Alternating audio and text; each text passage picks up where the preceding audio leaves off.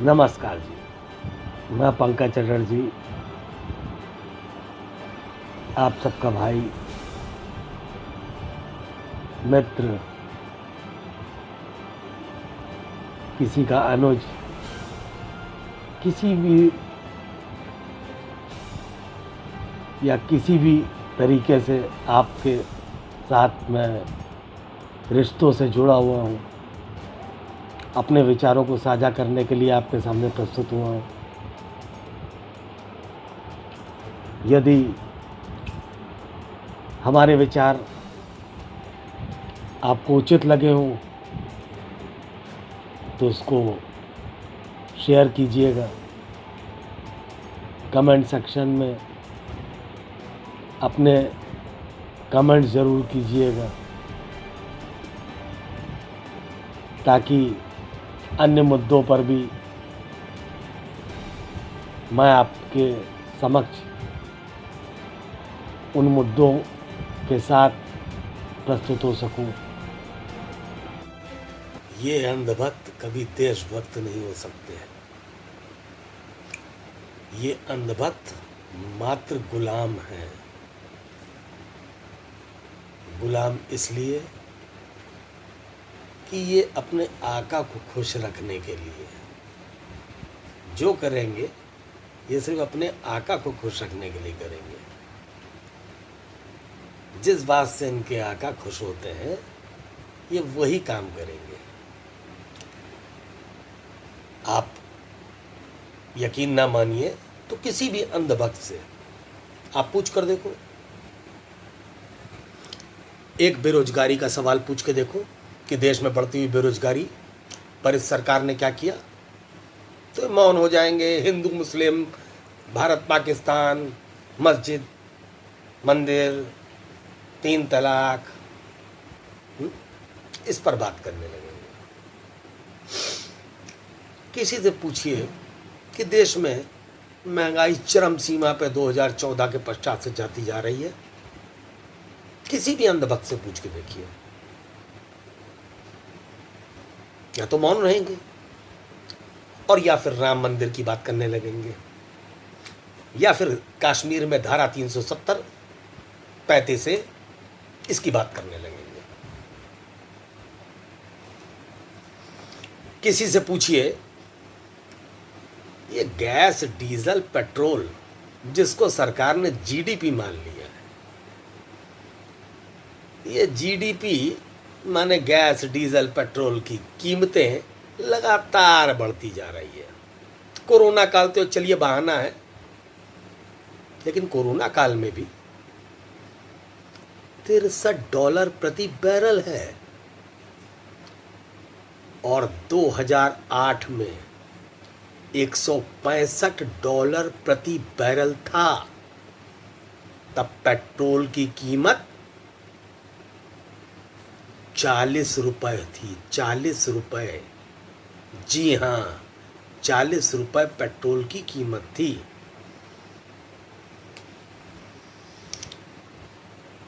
लेकिन gas, diesel, petrol किसी पर बात कर लीजिए, वो राष्ट्रहित में हो रहा है, राष्ट्रवाद की बातें होने लगेंगी।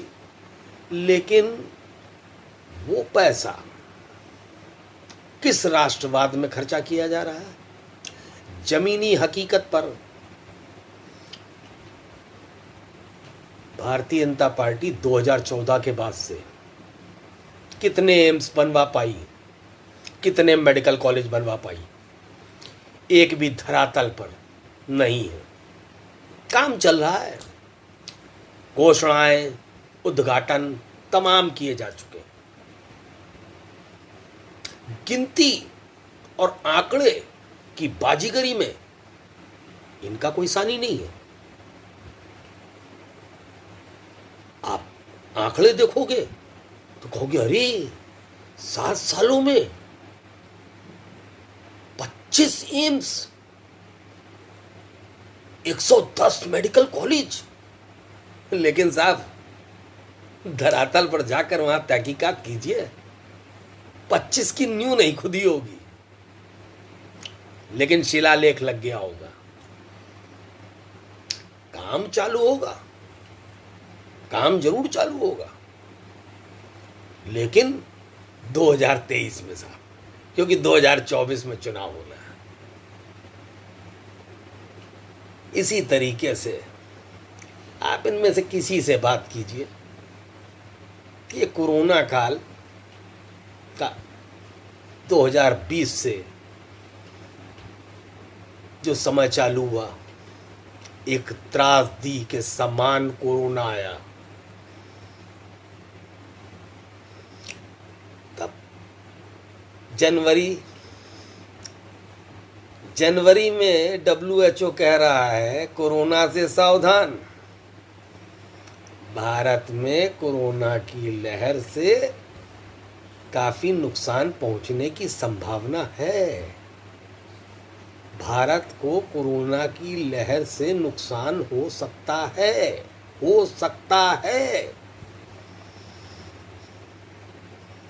लेकिन माननीय प्रधानमंत्री महोदय जनवरी से साफ तैयारी में जुटे हुए थे अपने मित्र ट्रंप की अगवानी के लिए। गुजरात में तो इन्होंने दीवारें खड़ी कर दी कि गरीबी ना दिख जाए। भाई, दीवारें खड़ी करने का क्या औचित्य है? उस देश के राष्ट्रपति हैं, उनकी सुरक्षा व्यवस्था हमारे देश की जिम्मेदारी है। खड़ी कर देते हैं लाइन से सेना, जिस रास्ते से गुजरना है। प्रधानमंत्री भी तो गुजरते हैं, राष्ट्रपति भी तो गुजरते हैं। तो क्या इसका मतलब जिस देश के प्रधानमंत्री आएंगे, इस तरीके से हर शहरों में अगर दौरा होगा तो हर शहरों में दीवारें खिंचती चली जाएंगी साहब?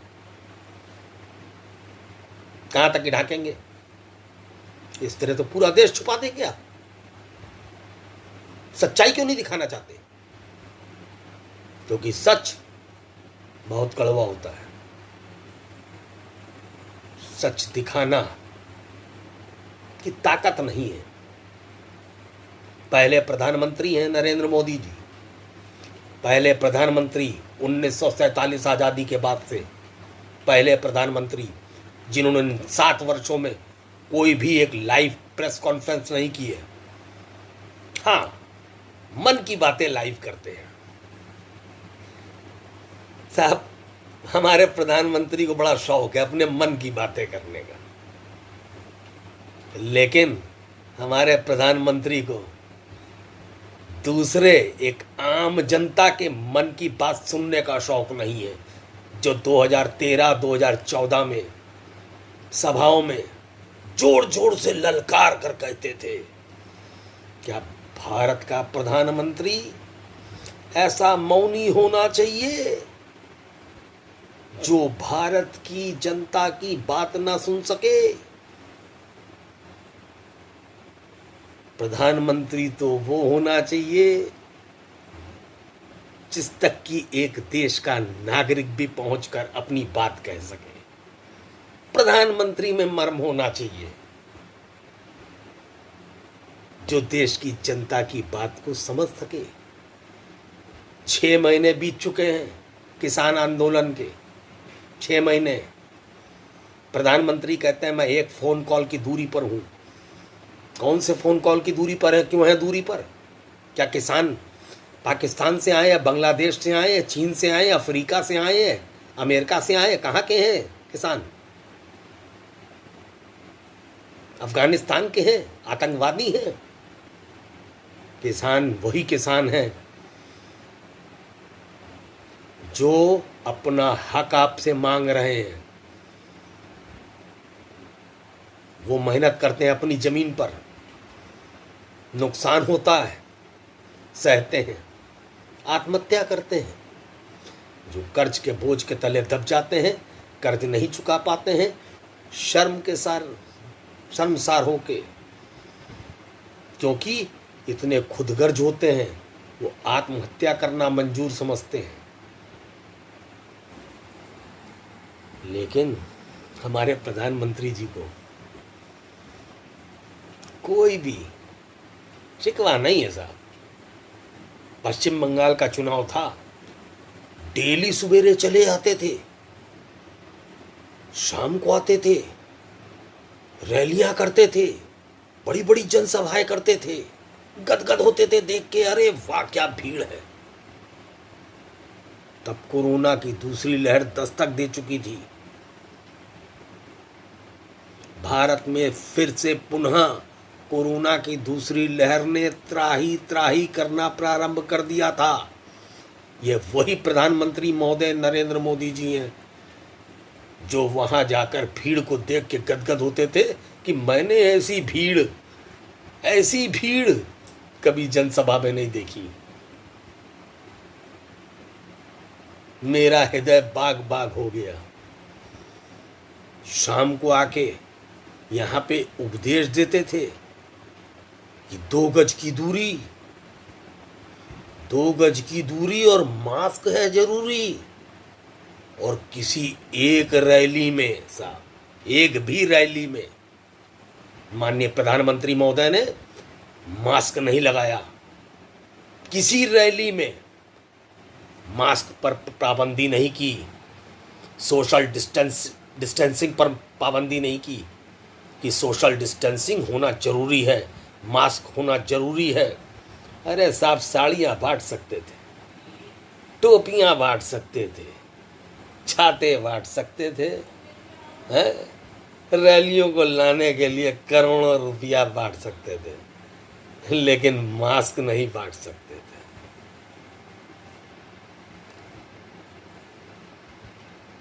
आरएसएस शाखा के लोग भीड़ लाने के लिए तो लग सकते थे, लेकिन सोशल डिस्टेंसिंग मेंटेन कराने के लिए नहीं। खैर, वहाँ पश्चिम बंगाल में तो आप सब के सामने है कि पश्चिम बंगाल में फैलाने गए थे हिंदू और मुसलमान, भारत और पाकिस्तान। क्या हुआ साहब? 74-75 सीट पर पूरी ताकत लगाने के बाद पहले प्रधानमंत्री देश के, चुनौती देता हूं आप सबको जो मुझे सुन रहे हैं, उन सबको चुनौती देता हूं, जानकारी कर लीजिए। 1947 से लेके अब तक की कमेंट सेक्शन में मेरे लिखिएगा। 1947 के बाद से लेके 2014 तक की एक प्रधानमंत्री और एक गृह मंत्री का नाम बताइए जो देश की व्यवस्थाओं को छोड़कर विधानसभा के चुनाव की रैलियां कर रहा हो। प्रधानमंत्री का काम है, गृह मंत्री का काम है चुनाव संचालन करना, चुनाव की तमाम रैलियां करना, रोज रोज जाके 3-3, 4-4 रैलियां करना, रोड शो करना। संगठन, पार्टी के संगठन होते हैं, पार्टी के संगठन चुनाव लड़ाते हैं। पूरे प्रदेश में 1 या 2 रैली में प्रधानमंत्री को न्योता दिया जाता है, प्रधानमंत्री बुलाया जाता है। प्रधानमंत्री पद की गरिमा होती है। ये तो साहब अपनी गरिमा खो बैठे हैं। 1947 के बाद से हमारे देश के पहले प्रधानमंत्री हैं। अमेरिका चले गए ट्रंप का चुनाव लड़ाने के लिए। हाउडी मोदी साहब, ये क्या है? आज उसी का सिला है कि जो अमेरिका के राष्ट्रपति बिडेन निर्वाचित हुए हैं, उनसे हिम्मत नहीं पड़ रही है हमारे प्रधानमंत्री महोदय की, क्योंकि जानते हैं कि किस मुंह से उनसे मदद के लिए हम अपनी बात रख सकें। हम तो ने चुनाव हराने के लिए ट्रंप को लड़ाए थे। एक जो देश के प्रधानमंत्री गौरव है, इस तरीके से इन्होंने मटिया मेट किया। अभी तक की सारे देशों में जाके सिर्फ यात्रा करना और कहते थे अरे डंका बज रहा है साहब, डंका, मोदी जी का डंका बज रहा है। आज पिछले साल से लेके इस साल के अंदर, माने 2020 मार्च से लेके आज की तारीख, मई का अंतिम दिन तक वही देश, वही सारे देशों में थू थू अभियान चल रहा है साहब, थू थू अभियान, कि भारत के प्रधानमंत्री इतने गैर जिम्मेदार हैं, जो राजनीति के नशे में, सत्ता पाने की लालच में इतने अंधे हो चुके हैं, इतने अंधे हो चुके हैं कि वो अपने देश की जनता को इतने बुरे हाल में पहुंचा दिया कि ऑक्सीजन के लिए लोग तड़प गए। ऑक्सीजन पर कालाबाजारी, दवाओं पर कालाबाजारी, अस्पतालों में बेड नहीं, जिन अस्पतालों में बेड है तो उनसे अंधी कीमत वसूली गई, सरकारी व्यवस्था ठप।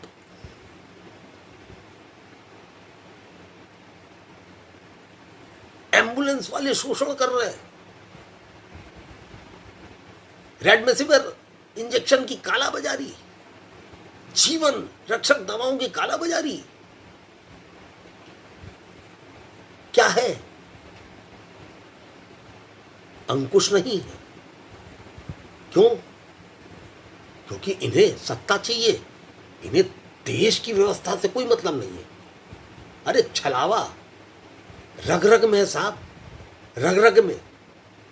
छलावे का तो उसी दिन से प्रारंभ इन्होंने कर दिया था जब इन्होंने कहा था कि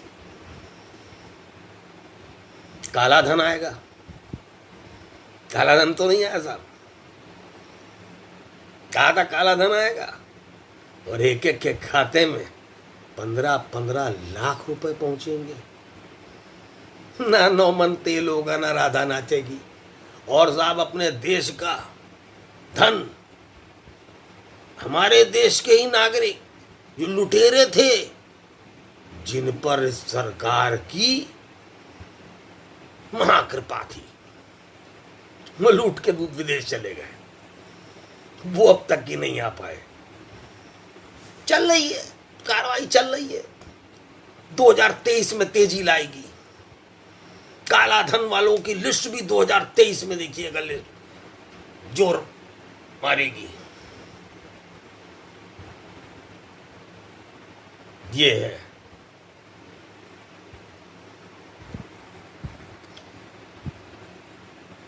दो 2024 के चुनाव देश के और 2022 के चुनाव उत्तर प्रदेश के, जिसमें योगी जी सबसे फेलियर मुख्यमंत्री, सबसे फेलियर मुख्यमंत्री, सिर्फ गेरुआ चोला पहने हैं, राम और राम मंदिर ही उनका मिशन है। योगी जी के बारे में एक बार बहुत चर्चित है। 2017 में सत्ता में आए, बड़ा मुद्दा बनाया था, मंदिर, मस्जिद, शमशान, कब्रिस्तान, मदरसे,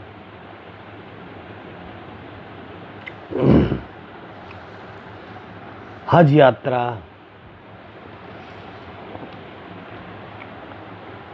और मौलवियों को पारितोषिक जो दिया जा रहा था, कि पिछली सरकारें या जो पिछली केंद्र की सरकारें थीं या अखिलेश यादव जी की सरकार थी उत्तर प्रदेश में, ये सब अल्पसंख्यकों का विशेष ख्याल रखते थे, और अल्पसंख्यकों का विशेष ख्याल रखने के कारण इन्होंने हज यात्रा के लिए सहूलियत दी,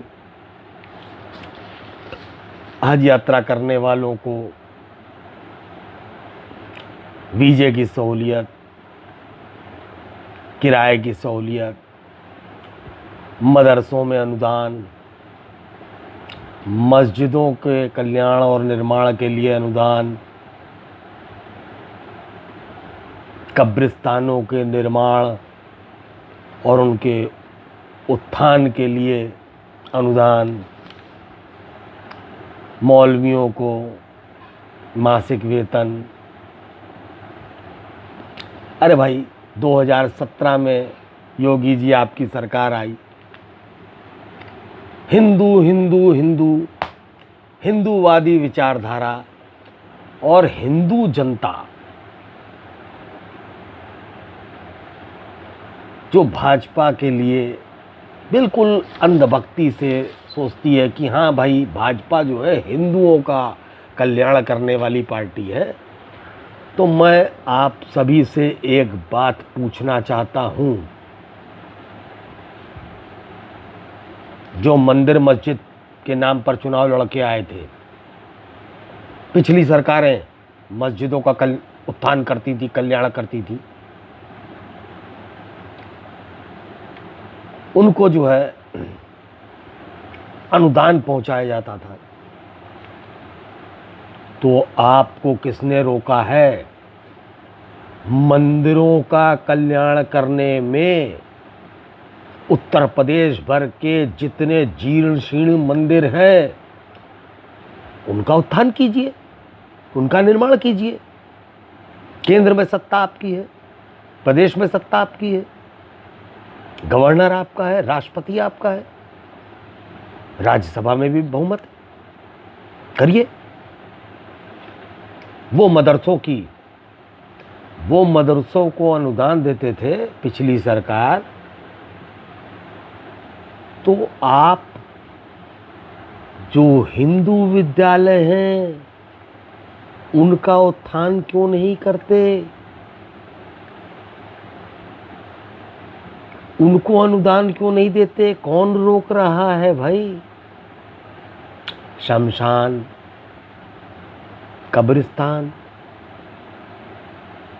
कितने शमशानों का आपने जीर्णोद्धार किया? कितने नवनिर्मित शमशान भूमि विकसित की आपने?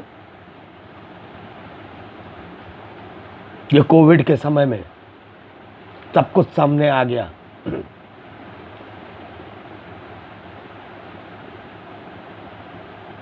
भैंसाकुंड, गुलाले या लखनऊ के अंदर जहाँ जहाँ पर भी दाह संस्कार होता है, दाह संस्कार करने के लिए टोकन लगे हैं, टोकन। जिस समय कोरोना की दूसरी लहर का पीक था और लोगों की मृत्यु हो रही थी, तो शमशान में टोकन लगे, जगह नहीं थी शमशान में दाह संस्कार करने की। कहा तो ये भी जा रहा है, सत्य है या सत्य, इसका मेरे पास कोई प्रमाण नहीं है, लेकिन ये भी कहा गया कि ऐसे भी दाह संस्कार हुए जिनके परिवार वाले नहीं थे या परिवार वाले ने कोविड होने के कारण उनके शवों का दाह संस्कार करने को मना कर दिया, तो 4-4, 5-5, 8-8 शवों को एक साथ दाह संस्कार कर दिया गया।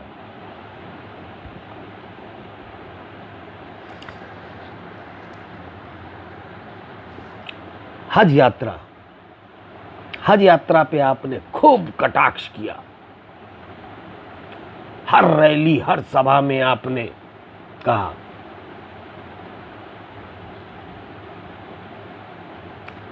कि पिछली सरकारें हज यात्रा में लाभ पहुंचाती थी। आप उत्तर प्रदेश भर के लोगों को जो तीर्थ यात्रा करना चाहते हैं या जो तीर्थ यात्रा कर रहे हैं, उनको आप क्यों नहीं लाभ पहुंचा रहे? कौन रोक रहा है आपको? सिर्फ एकमात्र अल्पसंख्यक की ओर उंगली उठाकर, उनको निशाना बनाकर दूसरे पक्ष को ये दिखाना कि हाँ, हम उन जैसे नहीं हैं, सिर्फ राजनीति चमकाने के लिए। करिए हिंदुओं का भला, कोई रोक रहा है? किसी हिंदुओं का भला आप नहीं करेंगे, हम जानते हैं। सिर्फ हिंदुओं को दिखाकर जताकर आप निशाना साधेंगे अल्पसंख्यकों पर, दूसरी पार्टियों पर तोहमत लगाएंगे आप, लेकिन आप स्वयं कुछ नहीं करेंगे। कौन नहीं जानता? भाजपा जानता कि भाजपा हिंदू और मुसलमान पर राजनीति कर अपनी रोटियां सेकने वाली पार्टी है। निशाना साधेगी 3 तलाक पर, धारा 370 पर, 35A पे, लेकिन हिंदुओं के हित के कल्याण के लिए क्या किया?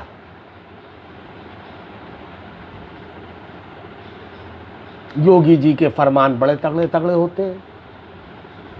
सत्ता में आए थे तो एंटी रोमियो स्क्वाड बनाया। साहब, एंटी रोमियो स्क्वाड से बेटी बचाओ बेटी पढ़ाओ के अपने इरादे दर्शाए। बड़ा अच्छा लगा कि बेटियों की सुरक्षा होगी। उत्तर प्रदेश के अंदर सर्वाधिक भाजपा के राज में बेटियों के साथ, बहनों के साथ अत्याचार हुआ। शायद ही कोई दिन ऐसा जाता हो जिस दिन उत्तर प्रदेश में बलात्कार की घटनाएं अंजाम नहीं दी जा रही हों। क्या किया आपने? सिर्फ नारे। एंटी रोमियो स्क्वाड तो गायब ही हो गया। तमाम भाजपाइयों के नाम आए। सेंगर विधायक जो उन्नाव से हैं, जेल में है। उस पीड़ित लड़की का परिवार पूरा मरवा डाला। आज भी जो है उसका इलाज चल रहा है। एक चिन्मयानंद सांसद महोदय, उन्होंने शोषण किया। क्या हुआ? तमाम उदाहरण हैं। कथनी और करनी दो अलग अलग बातें हैं।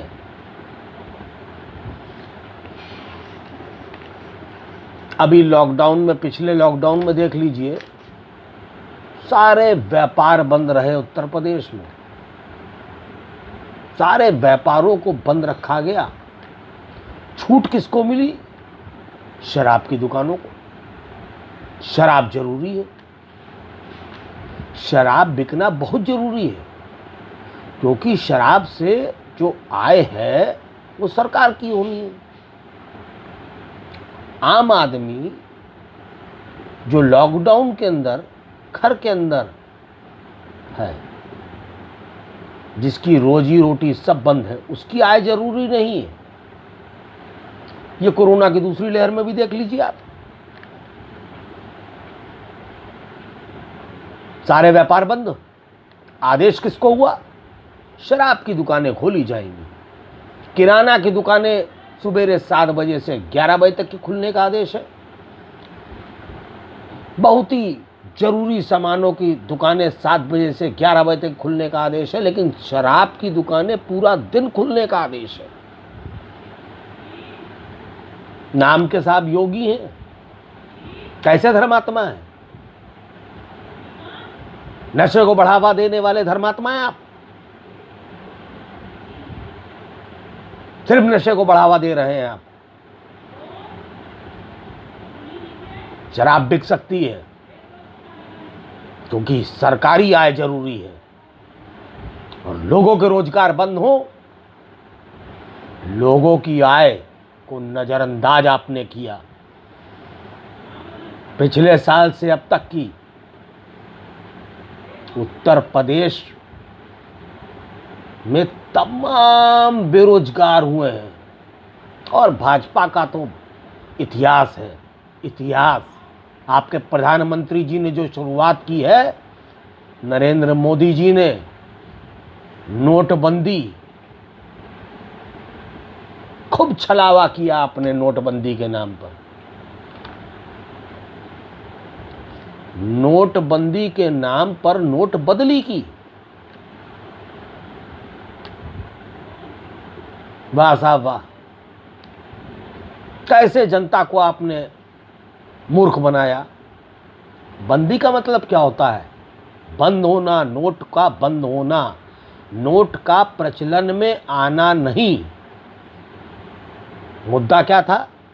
काला धन से रोक होगी इसकी, नोटबंदी से। जाली नोट बंद होंगे नोटबंदी से। आतंकवादियों को जो फंडिंग हो रही थी वो बंद होगी।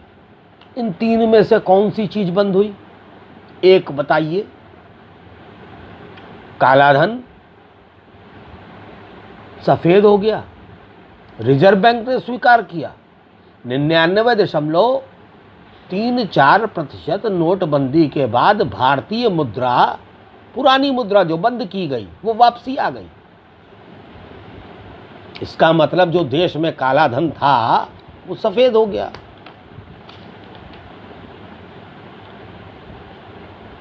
जाली नोट का प्रचलन, जाली नोट का प्रचलन आज भी है।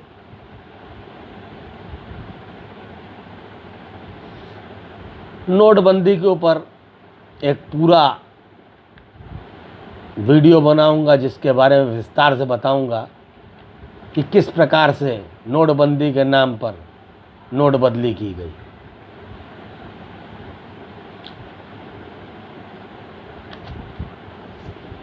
कोरोना काल में भाजपा ने दर्शा दिया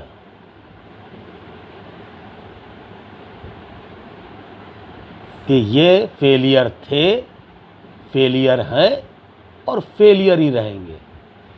भाजपा का वैसे भी इतिहास है, विपक्ष के लिए इनसे अच्छी पार्टी नहीं है, लेकिन सत्ता चलाने का अनुभव इनके पास नहीं। सत्ता चलाने में मेरे ख्याल से देश गवाह होगा 1947 के बाद से। जो लोग कहते हैं कि 70 साल में बड़ा भ्रष्टाचार हुआ साहब, बड़ी लूट हुई, बड़ी चोर बाजारी हुई, घूसखोरी हुई, घोटाले हुए।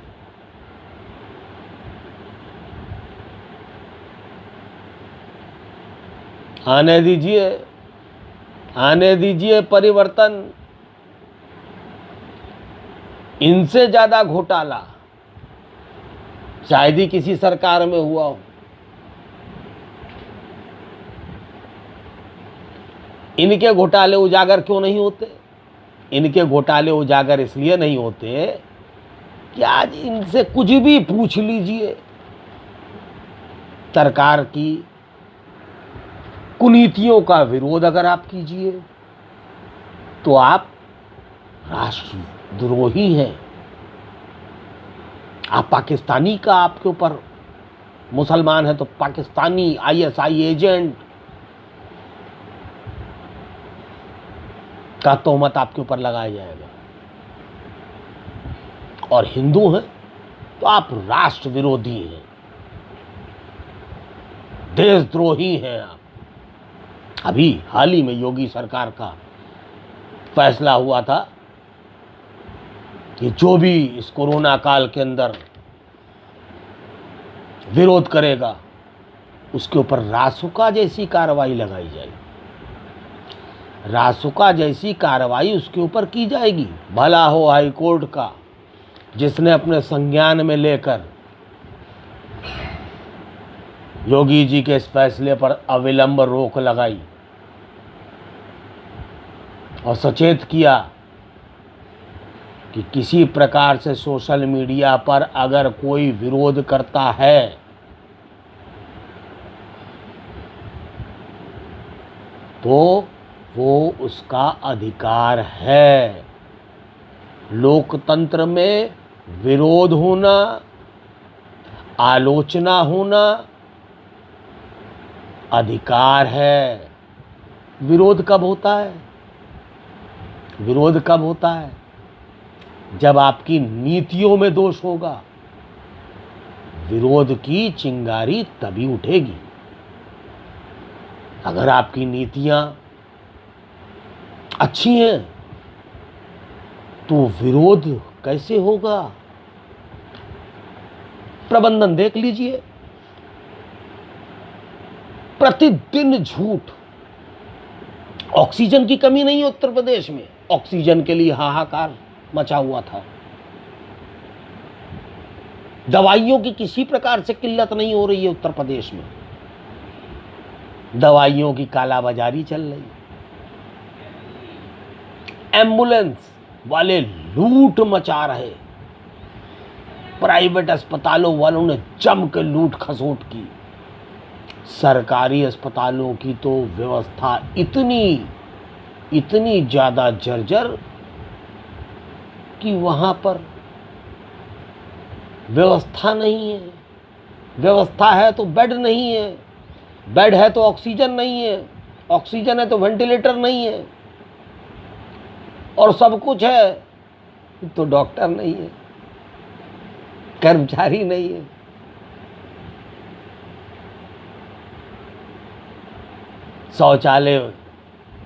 शौचालय के नाम पर राजनीति करने वाले आपने एक भी मेडिकल कॉलेज, एक एम्स नहीं तैयार करके रखे जो इस कोरोना काल में काम आ सकते। हाँ, घोषणाएं अब आपने बहुत कर दी हैं कि अब तो मेडिकल कॉलेज भी खुल जाएंगे, अस्पताल भी खुल जाएंगे, एम्स भी खुल जाएंगे। कब खुलेंगे? 2017 से लेके 2021 का आधा सत्र समाप्त हो गया है। 2022 में चुनाव है उत्तर प्रदेश में और 2024 में लोकसभा के। वीडियो कुछ ज़्यादा लंबा हो गया है। अगले वीडियो में पुनः आप सबसे मुखातिब होऊंगा कुछ अन्य नए मुद्दों के साथ। तब तक के लिए सबको नमस्कार। हिंद, जय भारत।